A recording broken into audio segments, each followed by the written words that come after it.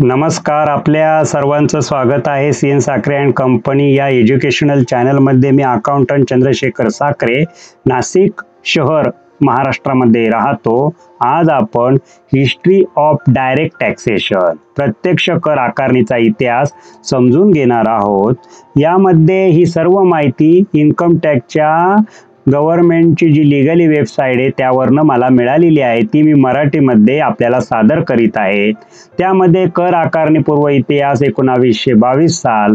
त्यामध्ये रघुवंशातील कालिदास काय सांगतोय की राजा दिलीप जो होता त्याची स्तुती करतोय आणि तो सांगतो राजा दिलीपने फक्त त्याच्या प्रजेच्या भल्यासाठीच बघा त्याने त्यांच्याकडून, कोणाकडनं तर प्रजेकडून कर वसूल केला. ज्याप्रमाणे सूर्य पृथ्वीवरून ओलावा काढून त्याला हजारपट परत देतो.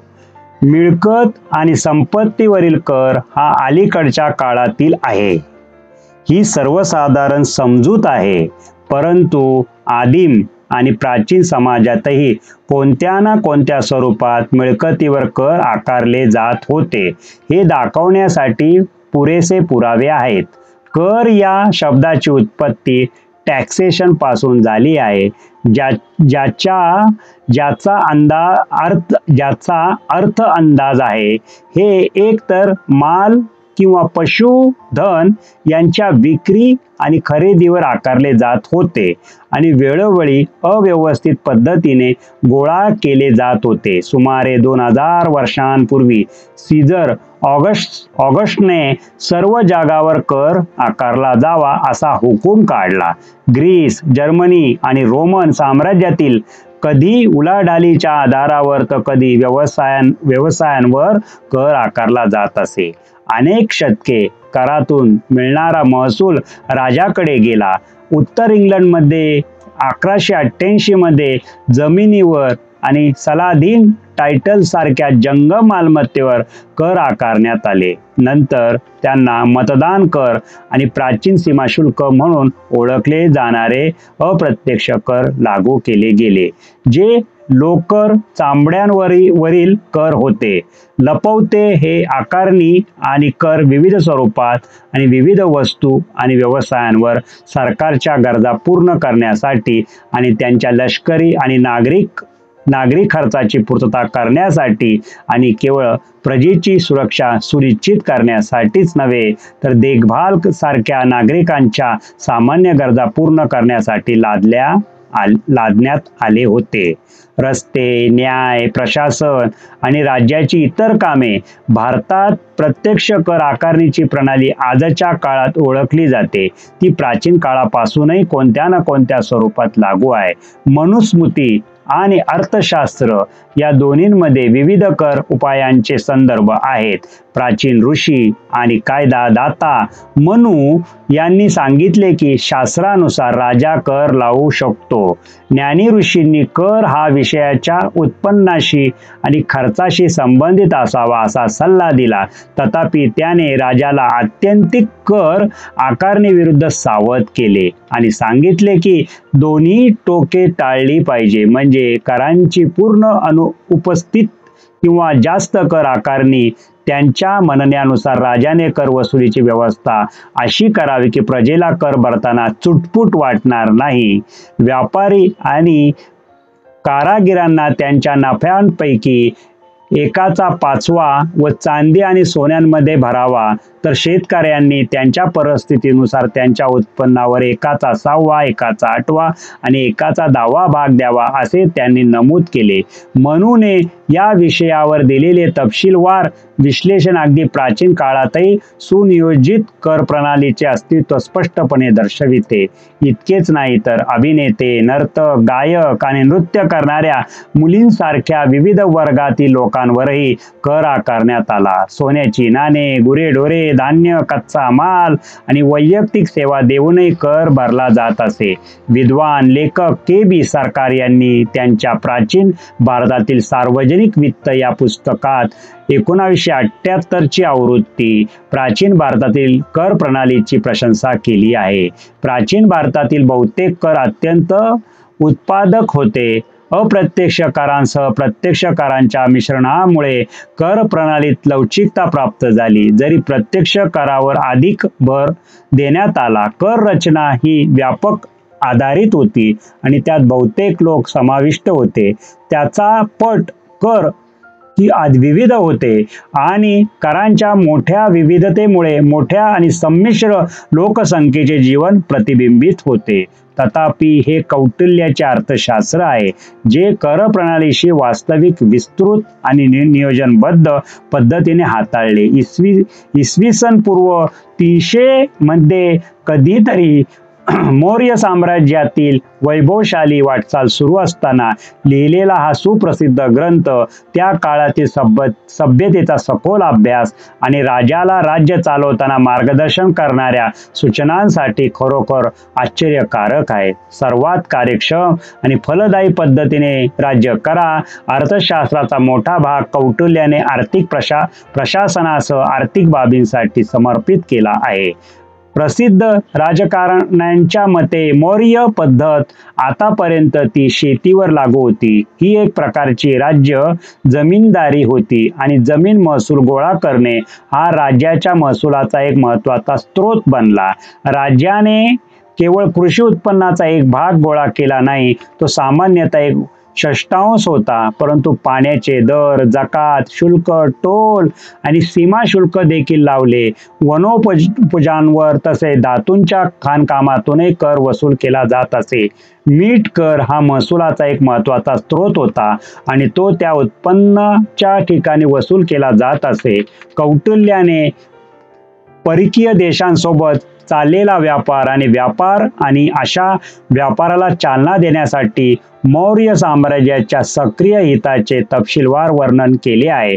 चीन, सिलोन आणि इतर देशांमधून वस्तू आयात केल्या जात होत्या आणि देशात आयात केलेल्या सर्व परदेशी वस्तूंवर वर्तमान म्हणून ओळखले जाणारे शुल्क वसूल केले जात होते.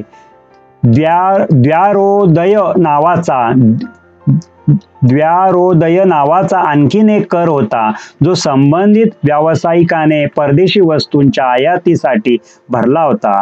याशिवाय कर संकलन वाढवण्यासाठी सर्व प्रकारचे फेरी शुल्क आकारण्यात आले. प्राप्तिकर संकलन सुव्यवस्थित होते आणि ते राज्याच्या महसुलाचा एक प्रमुख भाग होते.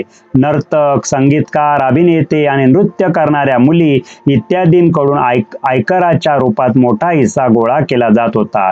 ही कर प्रणाली प्रगतिशील नसून चढ उतार उत्पन्नाच्या प्रमाणात होती. जादा नफा करही वसूल करण्यात आला. सामान्य विक्री कर देखील विक्री आणि इमारतीच्या खरेदीवर देखील कराच्या अधीन होते. अगदी जुगाराच्या कारवायाही केंद्रीकृत होत्या आणि या कारवायांवर कर वसूल केला जात असे. यात्रेकरूंवर यात्रा वेतन नावाचा कर लावला जात असे. सर्व संभाव्य स्त्रोतांकडून महसूल गोळा केला जात असला तरी मूळ तत्वज्ञान लोकांचे शोषण किंवा जादा कर देणे हे नव्हते, तर त्यांना तसेच राज्य आणि राजा यांना बाह्य आणि अंतर्बाह्य धोक्यांपासून प्रतिकारक शक्ती प्रदान करणे हे होते. या पद्धतीने जमा होणारा महसूल रस्ते बांधणे, शैक्षणिक संस्थांची उभारणी, नवीन गावे उभारणे आणि समाजासाठी फायदेशीर अशा इतर उपक्रमांवर खर्च केला जात असे.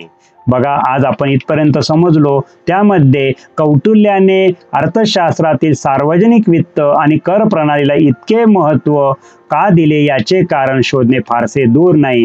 त्यांच्या मते सरकारची शक्ती तिजोरीच्या बळावर अवलंबून असते. ते म्हणतात, कोषागारातून सरकारची सत्ता येते आणि पृथ्वी ज्याच्या अलंकार खजिना आहे ती खजिना आणि सैन्यांद्वारे मिळवली जाते. तथापि तो महसूल आणि कर ही सार्वभौमाची कमाई मानत होता. ज्या सेवा त्याने लोकांना द्याव्यात आणि त्यांना संरक्षण द्यावे आणि कायदा व सुव्यवस्था राखली पाहिजे. कौटिल्याने यावर जोर दिला की राजा हा केवळ जमिनीचा विश्वस्त होता आणि त्याचे रक्षण करणे आणि ते अधिकाधिक उत्पादन बनवणे हे त्याचे कर्तव्य आहे, जेणेकरून जमिनीचा महसूल राज्याच्या उत्पन्नाचा मुख्य स्रोत म्हणून गोळा करता येईल. त्यांच्या मते कर हे प्रजेने राज्याला द्यावे लागणारे अनिवार्य योगदान नव्हते, परंतु संबंध धर्मावर आधारित होते आणि जमा केलेले कर लक्षात घेता आणि राजा त्याच्या कामात अयशस्वी झाल्यास आपल्या नागरिकांचे संरक्षण करणे हे राजाचे पवित्र कर्तव्य होते. कर्तव्य विषयाला कर भरणे थांबवण्याचा आणि भरलेल्या कराचा परतावा मागण्याचा अधिकार होता. कौटिल्याने मौर्य साम्राज्यातील कर प्रशासनाच्या पद्धतीचे तपशीलवार वर्णन केले आहे. हे उल्लेखनीय आहे की आजची कर प्रणाली अनेक प्रकारचे सुमारे 2300 वर्षापूर्वी प्रचलित कर प्रणाली सारखीच आहे. अर्थशास्त्रानुसार प्रत्येक कर विशिष्ट होता आणि त्यात मनमानी करण्यास वाव नव्हता. अचूकतेने प्रत्येक देयकाचे वेळापत्रक ठरवले जाते आणि त्याची वेळ, पद्धत आणि प्रमाण हे सर्व पूर्वनिर्धारित होते. जमीन महसूल उत्पादनाच्या 1/6 हिश्श्यावर निश्चित केला गेला आणि आयात आणि निर्यात शुल्क ॲडव्होलोरिम आधारावर निर्धारित केले गेले. परदेशी वस्तूंवरील आयात शुल्क त्यांच्या मूल्याच्या अंदाजे 20% होते. त्याचप्रमाणे टोल, रोड, सेस, फेसी चार्जेस आणि इतर लेवी हे सर्व निश्चित करण्यात आले होते. कौटिल्यच्या कर प्रणालीची संकल्पना कमी अधिक प्रमाणात आधुनिक कर प्रणालीशी मिळती जुळती आहे. कर आकारणीत समता आणि न्याय यावर त्यांचा भर होता. नशीबवान नसलेल्या तुलनेत श्रीमंतांना जास्त कर भरावा लागला. जे लोक आजारांनी ग्रस्त होते किंवा अल्पवयीन होते आणि विद्यार्थ्यांना करातून सूट देण्यात आली होती किंवा योग्य माफी देण्यात आली होती. महसूल संग्राहकांनी वसुली आणि सूट यांच्या अद्ययावत नोंदी ठेवल्या. वर नमूद केल्याप्रमाणे राज्याचा एकूण महसूल मोठ्या प्रमाणात स्तोत्रांकडून गोळा करण्यात आला. स्टँड जमीन म्हणजे धार्मिक कर सीता आणि बाली समजण्यासाठी धार्मिक कर आणि रोखीने भरलेले कर यांच्यासारखे इतर स्रोत देखील होते. वाणिज्य पथ हे रस्ते आणि वाहतूक यातून मिळणारे उत्पन्न होते. त्याने जमीन महसूल आणि वाणिज्यावरील कर हे कर महसुलीच्या शीर्षकाखाली ठेवले. हे निश्चित कर होते आणि त्यात भद्रा, पदिका आणि वासांतिका सारखे अर्धवार्षिक कर समाविष्ट होते. विक्रीवरील कस्टम ड्युटी आणि ड्युटी, व्यापार आणि व्यवसायावरील कर आणि प्रत्यक्ष कर यामध्ये वाणिज्य करांचा समावेश होता. करेतर महसुलात पेरलेल्या जमिनांचे उत्पादन, राज्याचे तेल, ऊस आणि पेय यांच्या उत्पन्नातून मिळणारा नफा आणि राज्याद्वारे केलेले इतर व्यवहार यांचा समावेश होता.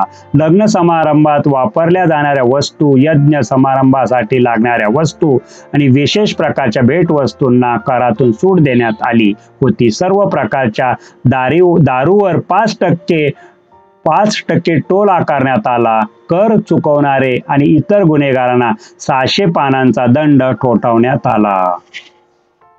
बघा, कौटिल्याने हे देखील मांडले की युद्धाच्या वेळी किंवा दुष्काळ किंवा पूर इत्यादींसारख्या आपत्कालीन परिस्थितीत कर प्रणाली अधिक कठोर केली पाहिजे आणि राजा युद्ध कर्ज देखील वाढवू शकतो. आणीबाणीच्या काळात जमीन महसूल 1/6 ते 1/4 पर्यंत वाढवला जाऊ शकतो. व्यापारात गुंतवलेल्या लोकांना युद्धाच्या प्रयत्नांना मोठी देणगी द्यावी लागते. एकंदरीत विचार केला तर विरोधाभास न घाबरता असे म्हणता येईल की कौटिल्याचे अर्थशास्त्र हा या देशातील सार्वजनिक वित्त, प्रशासन आणि राजकोषीय कायद्यांवरील पहिली अधिकृत ग्रंथ होता.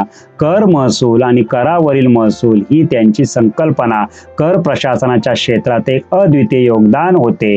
त्यांनीच राज्याच्या कारभारात कर महसुलाचा योग्य महत्त्व दिले आणि साम्राज्याच्या समृद्धी आणि स्थिरतेसाठी त्यांचे दूरगामी योगदान दिले. तो खरोखर एक अद्वितीय ग्रंथ आहे. हे आर्थिक प्रशासनासह राज्य हस्तकलेच्या कला अचूकपणे मांडते. बघा, पुढच्या वेळेस जेव्हा येऊ तर हे कसं कंटिन्यू झालेलं आहे आणि कसे कसे वर्ष आज सुरू झाले ते 2022 साल 23 सालापर्यंत हे सर्व माहिती या वेबसाईटला आपल्याला मिळते. आपल्याला एक माहिती असलं पाहिजे, जर आपण अकाउंटिंगचं काम करतो आहे तर आपल्या ग्राहकाला आपल्याला सांगता आलं पाहिजे की टॅक्सेशन हे जे आहे तर हे आजचं नसून इतिहास जमा आहे. एवढी माहिती आपल्याला असणार आहे तरी सुद्धा आपल्याला या व्हिडिओची मदत होईल अशी आशा बाळगून मी आता पुन्हा ज्यावेळेस भेटू तेव्हा ही व्हिडिओ कंटिन्यू करूया. थँक्यू.